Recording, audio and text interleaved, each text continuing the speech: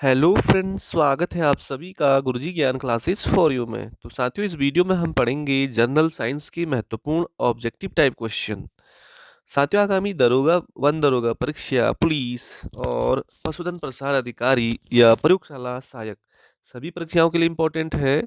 तो शुरुआत करिए। पहला है, निम्नलिखित में कौन सा एंटीसेप्टिक यौगिक डेटॉल में मौजूद है? आयोडीन है या क्रिसोल है या क्लोरोक्सिनॉल है या बायोथिनॉल योनल है? साथियों, आपको बताना है जो डिटॉल होता है, डिटॉल एंटीसेप्टिक कंपाउंड है, उसमें मौजूद क्या होता है? तो ऑप्शन नंबर सी बिल्कुल राइट हो जाएगा, क्लोरोक्सीलेनॉल। क्लोरोक्सीलेनॉल उस डिटॉल में प्रेजेंट होता है। अगला क्वेश्चन देखिए फ्रेंड्स, सेकंड वाला, स्टील में कितने प्रतिशत कार्बन मौजूद होता है? स्टील में कह रहा साथियों। साथियों, स्टील क्या है? मिश्रित धातु है। मिश्रित धातु है। पहला है 0.0 से 2.5 या 2.5 से 5, 5 से 7.5 या 7.5 से 10। तो साथियों, स्टील में लगभग कितने प्रतिशत कह रहा कार्बन मौजूद है? तो इसका पहला ही ऑप्शन राइट हो जाएगा, 0.0 से 2.5, ये आपका आंसर है। अगला देखिए फ्रेंड्स, तीसरा, कि जैव बहुलीकरण एक क्या है? जैव बहुलीकरण एक क्या है? तो साथियों, यहाँ पे चार ऑप्शन आप पढ़ोगे। तो जैव प्रबलीकरण क्या है? तो इसका सही आंसर निकल के आता है, फसलों के पोषण मूल्यों को बढ़ाने के लिए प्रजनन की जो विधि होती है उसे ही जैव प्रबलीकरण कहते हैं। बायोफोर्टिफिकेशन। अगला देखिए दोस्तों, चौथा क्वेश्चन, कि झूम खेती से क्या तात्पर्य है? साथियों, झूम खेती एक पारंपरिक तरीका है जो भारत के उत्तर पूर्व में आम बात है। और झूम खेती जैसे अरुणाचल प्रदेश, मेघालय, मिजोरम और नागालैंड और असम के कुछ इलाकों में जो आदिवासी समूह के लोग होते हैं उनके द्वारा की जाती है। तो झूम खेती से क्या तात्पर्य है? यहाँ पे ऑप्शन पढ़ोगे, सीडी नुमा खेती या जामुन की खेती या सीडी नुमा खेती या स्थानांतरण कृषि। तो साथियों, झूम खेती का जो तात्पर्य है राइट तो हो जाएगा स्थानांतरित कृषि। इसमें होता क्या है कि आग लगाकर पेड़ों को काटकर जमीन के एक टुकड़े को साफ करना और उस क्षेत्र का इस्तेमाल फसल उगाने के लिए करना, कहीं पे भी साथियों। तो तभी जाकर उसको ट्रांसफरिंग एग्रीकल्चर या स्थानांतरित कृषि भी कहते हैं। अगला है, कौन बहुकोश की जीव नहीं है? बहुकोश की। तो साथियों, कवक, हाइड्रा, स्पाइरोगाइरा, पैरामीशियम। साथियों, जो पैरामीशियम हो जाएगा ये आपका बहुकोश की जीव नहीं है। ये जो बहुकोश की जीव होते हैं ये एक या अधिक शल्य कोशिकाओं के बने होते हैं। और जो पैरामीशियम है ये साथियों एक कोश की जीव है और यह पैरामीशियम जलीय आवासों में पाया जाता है। अगला देखिए, नेक्स्ट क्वेश्चन, सामान्यतः श्वेत प्लेग के नाम से क्या जाना जाता है? Typhoid, malaria, TB, plague. अब यहाँ पे श्वेत आ रखा साथियों, श्वेत। तो ऑप्शन सही आंसर हो जाएगा आपका ऑप्शन नंबर सी, बिल्कुल टीबी। टीबी, टीबी की जो बीमारी है बैक्टीरिया द्वारा जो होती है, माइक्रोबैक्टीरिया जो ट्यूबरक्लोसिस के कारण होती है साथियों, उससे ही श्वेत प्लेग भी कहते हैं। ये क्या करता है? मुख्य रूप से फेफड़ों को प्रभावित करता है टीबी बीमारी। हालांकि यह शरीर के अन्य भागों को भी प्रभावित कर सकता है। और 19वीं सदी के प्रारंभ में दोस्तों इसे श्वेत प्लेग के नाम से भी जाना जाता था, क्योंकि इसके संक्रमण से बड़ी संख्या में लोग मरते थे। लेकिन आज की डेट में इसकी दवाइयां उपलब्ध हो गई है। नारियल का पानी है डॉट डॉट, कैसा है नारियल का पानी? द्रव बीजांडकाय है या द्रव एंडोकार्प है या पतित द्रव एंडोस्पर्म है या द्रव मीजोकार्प है? तो साथियों, इसका सही ऑप्शन आ रखा है पतित द्रव एंडोस्पर्म। नारियल का पानी कैसा है? पतित द्रव एंडोस्पर्म। और साथ ही इस नारियल के पानी में जैसे शर्करा, विटामिन, खनिज, प्रोटीन, मुक्त अमीनो एसिड और विकास को बढ़ावा देने वाले कारक भी होते हैं। अगला देखिए, भोजन का मुख्य पाचक एवं अवशोषित अंग कौन सा है? बृहदांत, बड़ी आंत या पेट है या लीवर है या छोटी आंत है? तो साथियों, भोजन का मुख्य पाचन एवं जो अवशोषक अंग है सबसे ज्यादा, वो होता है स्मॉल इंटेस्टाइन, ये छोटी आंत।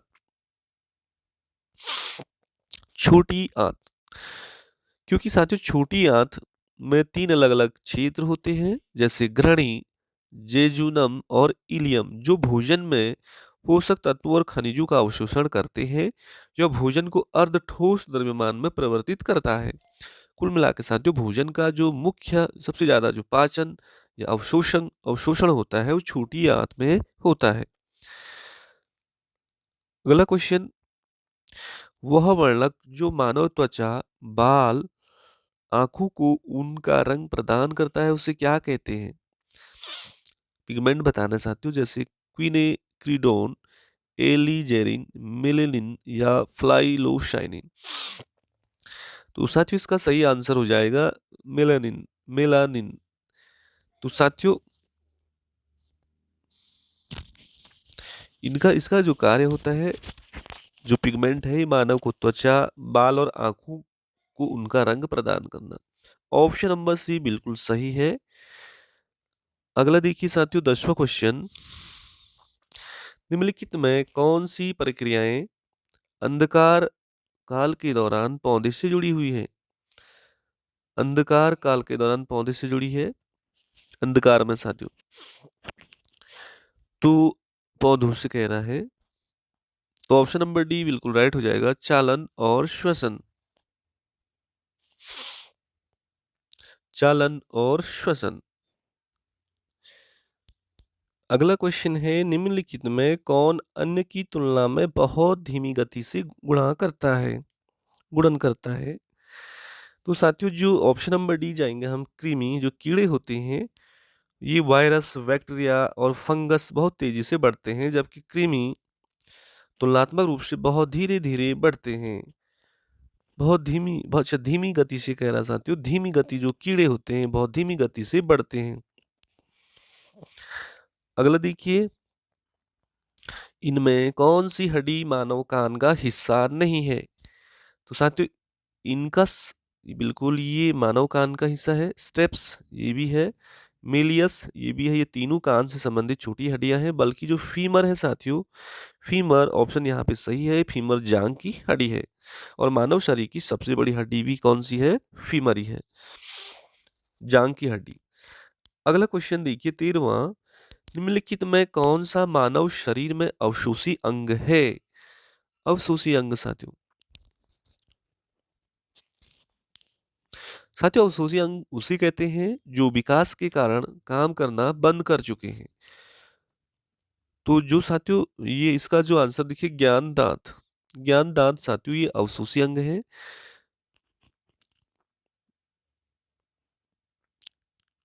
ज्ञान दांत। अगला देखिए, 14वां क्वेश्चन, रतौंधी रोग के क्या कारण है? साथियों, रतौंधी रोग जो होता है, वो विटामिन ए की कमी से होता है, और विटामिन ए का केमिकल नेम है रेटिनॉल। और साथियों, इसकी कमी से मनुष्य को मंद प्रकाश या अंधेरे कमरे में देखने में बहुत ज्यादा दिक्कत होती है। इसे नाइट ब्लाइंडनेस के नाम से भी जाना जाता है। रतौंधी विटामिन ए की कमी से होने वाला रोग है। अगले देखिए, हमारे शरीर में मौजूद मांसपेशियों की कुल संख्या कितनी है? मांसपेशियां साथियों, इसका सही ऑप्शन देखेंगे तो ऑप्शन नंबर 656, कहीं पे 850 भी लिखा है, तो 656 से 850 तक, कभी कभी 639 से लेकर 800 तक भी होती है। और मांसपेशियों का सटीक साथियों आकलन करना या उसको वर्गीकृत करना बड़ा मुश्किल है। तो ऑप्शन नंबर सी के साथ चलिए। अगला क्वेश्चन देखिए, 639 भी राइट ऑप्शन है मांसपेशियों में। लाल सड़न रोग निम्नलिखित में किस पौधे में होता है? लाल सड़न रोग गन्ने में होता है, या गेहूं में होता है, या धान में होता है, या सरसों में होता है?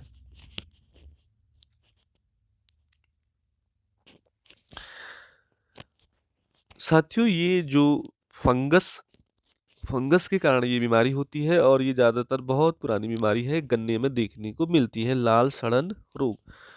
और साथियों जो बीमारी है ये फंगस है, उसका नाम है कोलेटोट्राइकम फालकाटम नामक फंगस के कारण साथियों गन्ने में लाल सड़न रोग होता है, धब्बे जैसे हो जाते हैं और गन्ना की जो डंडे हैं वो फट जाते हैं। अगला क्वेश्चन देखिए, विटामिन बी 12 मौजूद धातु आयन है, निकिल या आयरन या कोबाल्ट या जिंक। तो साथियों विटामिन बी 12 जो मौजूद होता है ये कोबाल्ट में होता है, ऑप्शन नंबर सी कोबाल्ट में होता है।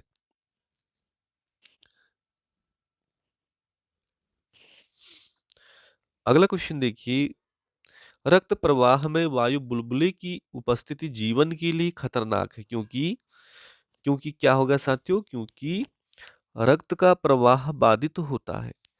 रक्त प्रवाह में वायु बुलबुले की उपस्थिति जीवन के लिए खतरनाक है, क्योंकि रक्त का प्रवाह उससे बाधित होता है।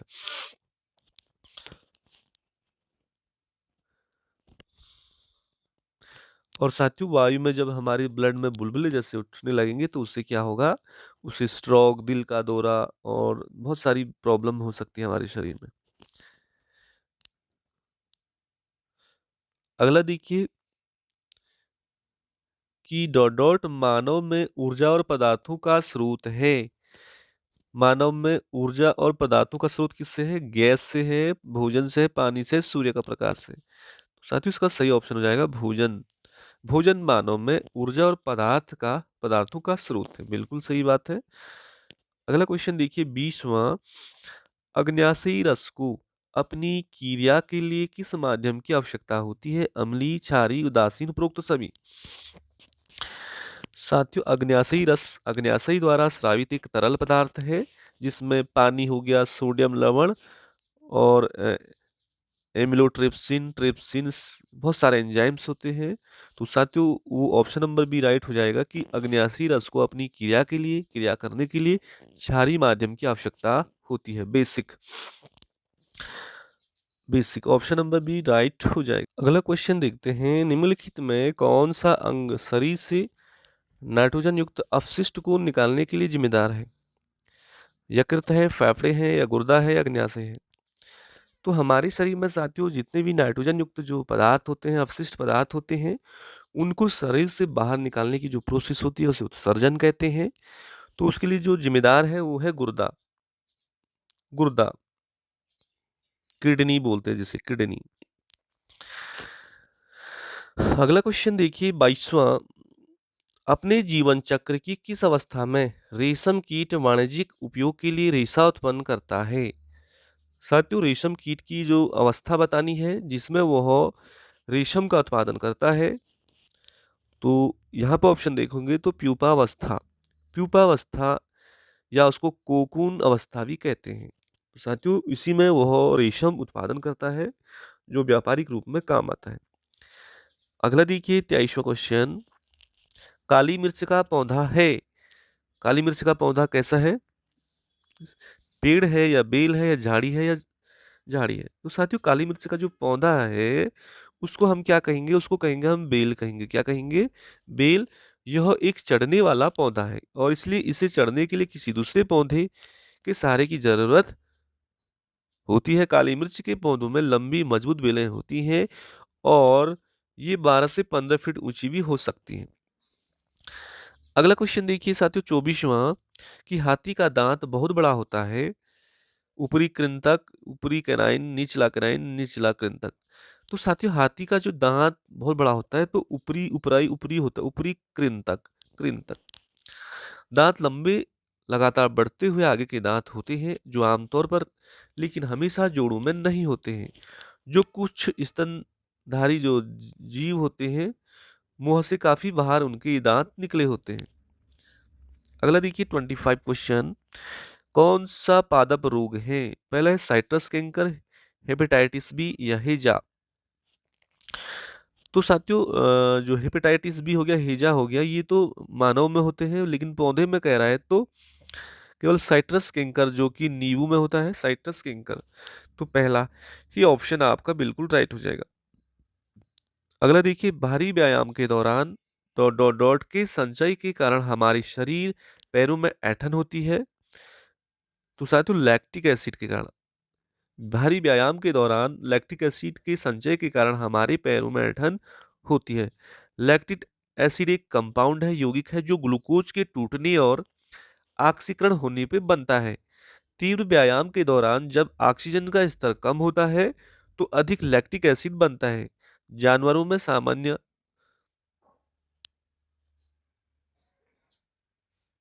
तो साथियों अगला क्वेश्चन है 27वां, कृषि भूमि को कुछ वर्षों तक बिना जोते छोड़ना कहलाता है। साथ ही जो कृषि भूमि है यदि हम उसको कुछ वर्षों तक उसको छोड़ देते हैं तो उसे क्या कहते हैं? उसको कहते हैं परती खेती या फ्लोइंग भूमि। अगला देखिए 28वां क्वेश्चन, वह प्रक्रिया जिसके माध्यम से प्रकाश संश्लेषण में अतिरिक्त प्रकाश ऊर्जा नष्ट हो जाती है उसे किस रूप में जाना जाता है? उसे जाना जाता है साथियों समन, समन के रूप में जाना जाता है। फोटोकेमिस्ट्री के भाग में। अच्छा, समन बिल्कुल आप याद रख लेना। 29 देखिए, पोषण की प्रक्रिया का पहला चरण ग्लूकोज का अणु वाले 3 कार्बन वाले अणु में टूटना, जिसे क्या कहेंगे आप? उसे कहते हैं पायरुवेट। पोषण की प्रक्रिया का जो पहला चरण ग्लूकोज का 3 कार्बन वाले अणु में टूटना, उसको कहते हैं पायरुवेट। अगला देखिए साथियों 30वां क्वेश्चन है और इस वीडियो में हम इसको आखिरी क्वेश्चन करते हैं, वीडियो लंबी हो जाएगी। कैप्रा हिरकस का वैज्ञानिक किसका नाम है? कैप्रा हिरकस भेड़ का है या गाय का है या घोड़ा का है या बकरी का है? कैप्रा हिरकस साथियों घरेलू बकरी का ये वैज्ञानिक नाम है, कैप्रा हिरकस। तो साथियों ये 30 क्वेश्चन आगामी परीक्षाओं के लिए इंपॉर्टेंट है, जरूर आप अपनी राय कमेंट जरूर करें। धन्यवाद।